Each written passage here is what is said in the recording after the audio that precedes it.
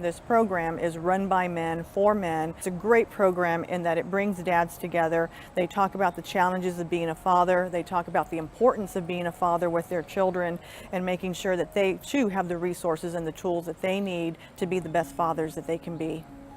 I see a lot of fathers attending those classes and they don't know what to do.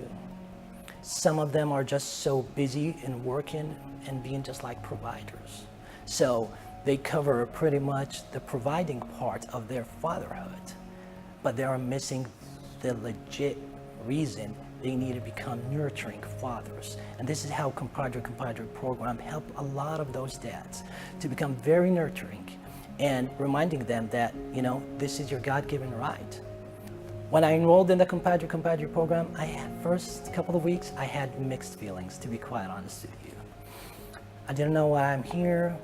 I didn't know why I'm doing this, but I knew I want to do it for the sake of my girls.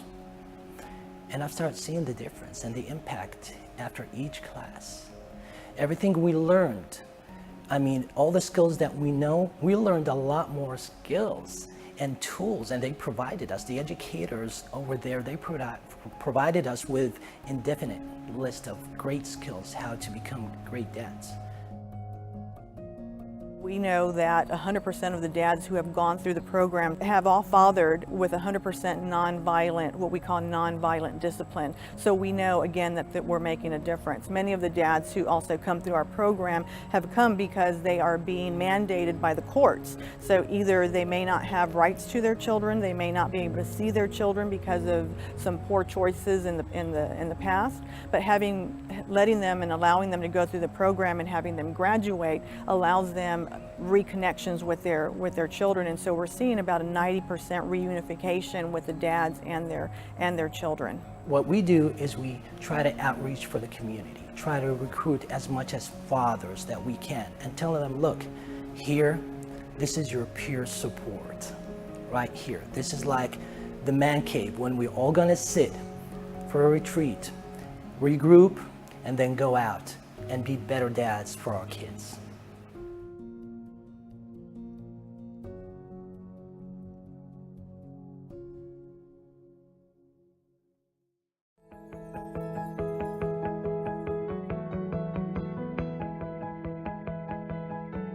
iParent SA is open to anyone that lives here in Bexar County that has a child between 0 and 17. And we can work with pretty much any family. Our services are free. We don't charge anything to work with our families. We will do in-home parenting support with them. We do case management with them, connecting them to resources here in the community in San Antonio, activities, things that they might be looking for their children. We also work with military families as well. Being a parent is hard, and having a family is hard, and raising children is hard, and we're just kind of there to be that support person to say, hey, you know what, you're doing a good job, you're a great parent. A lot of times we get so caught up in the day in and day out of stuff that we don't realize that we're doing a good job. And parenting is, they say babies don't come with a manual. Well, they don't also come with evaluations. Nobody's telling you you're doing a good job. So there's a lot of times our families just need that extra support and someone telling them, hey, you're a great parent, don't be so hard on yourself. I think iParent plays a crucial role in providing that parenting support for families. Realistically, we are all, on the edge of something happening in our lives. Simple things, a job loss, death of a family member, all those types of things affect us, and that affects how we parent, it affects our relationship with our children.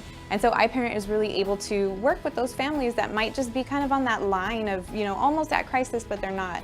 And so that's why it's important that we're able to provide that service to families in Bexar County, because those are normal things that happen, but a lot of times we feel isolated. We provide a parent educator to go out and work with the family in the home. If we have a family that maybe has limited transportation, or it's hard to get a bunch of kids in a car, or to get somewhere, our educator will actually go out and meet with that family in their home. We've also met with our families in the library, at McDonald's, pretty much anywhere they're willing to meet with us, we can go meet with them. These families are your neighbors. These are our families. They're your neighbors. They're the kids that your kid goes to school with, and how important it is that as a community we come together and provide that support.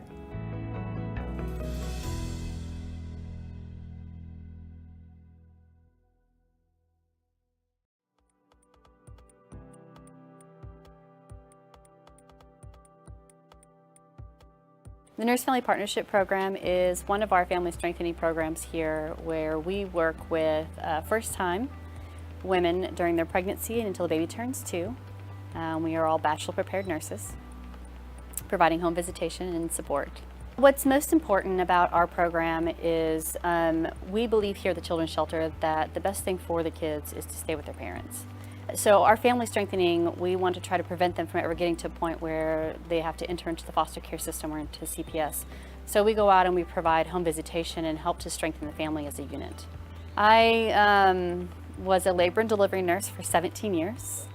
And one of the things that I was most passionate about was I loved working with at-risk families, teenage moms, people who needed that second chance. At one point, I'd asked a CPS worker who had come to the hospital, of course, to investigate a case, and I asked her, what is the difference between those people who stay in the system and those that get out? And she said, Angela, the people who get out are those that have one person in their life that shows them that it can be different. It doesn't have to be this way. They may not have that. It could be, someone that's on TV. It could be a teacher. It could be a nurse. Just someone that they can be a model to. And so part of what Nurse Family Partnership does is we go into the home and we help provide that model for those people that do need it. You don't know everybody's story. And you don't know what the situation is at home. And the parents don't intentionally want to hurt their children, but they may not know better. And so by working with the Children's Shelter and helping those families, you teach them different so that they can have a different outcome.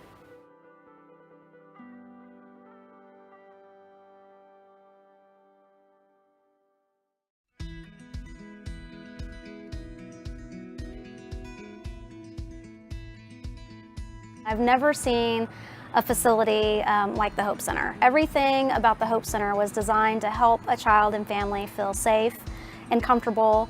It goes along with our themes as an agency in terms of what we're trying to do with trauma-informed care. We are very excited about the Hope Center. It opened in October of 2015. It was kind of a dream come true for the agency in that we had all these programs that took care of children and families minus the mental health piece. And we knew how important that was. So what's really great about being at the Hope Center is we're really the only place in South Texas that's like this, which is really a great thing because we want to be able to provide our types of services to kids and families all over San Antonio. So as we expand, that's what we're looking to do is to help kids not just in this area or maybe not just kids in CPS services, but kids all over San Antonio who are struggling. We opened the Hope Center and thought we would serve 200 children our first year. We served 366. And this year, we're into our second year now, we're going to easily serve that many again. So the need is huge in the community.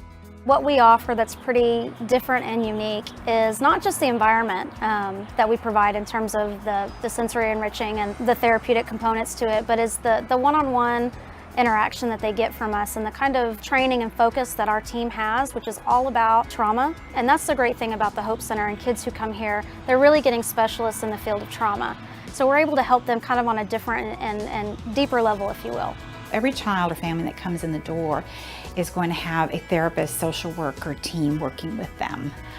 And why that's important is because we really wanted to have a holistic approach. We knew that the therapy would help the child and the family in the office, but if we don't have an idea of what they go home to every day, if we didn't have a really clear picture of what was going on in the home environment, then maybe the therapy wasn't going to be as effective. So we needed to know what else was affecting the family so we could help them with those things, those types of stressors. Kids who are experiencing trauma, we can't always look at them and know that that's going on. So we need a place like Hope Center so that we can grab a hold of those kids and help them with those things that are kind of hidden and underneath that they're struggling with on a daily life. Bring that to the surface, help them heal through it so that they can be stronger persons in our community as they get older. We see children coming in the door that look scared, often sad, often very angry and distressed. And then after a few months of therapy, that same child will walk in the door and they're transformed. They're a different child. And they've gone from, like a scared, terrified child to just a normal kid. That's wonderful. That transformation is amazing to see. I love to come to work every day to see them heal, to work with them, to be with them through their struggles and their hard times, but also to see them progress. It's really a miracle. I just can't tell you how gratifying it is to be able to provide that help. There's nothing like transforming someone's life. It transforms you too. And you become a better person at the end of it for having helped this child and this family. And it's a feeling that's hard to describe, but it's what keeps me going.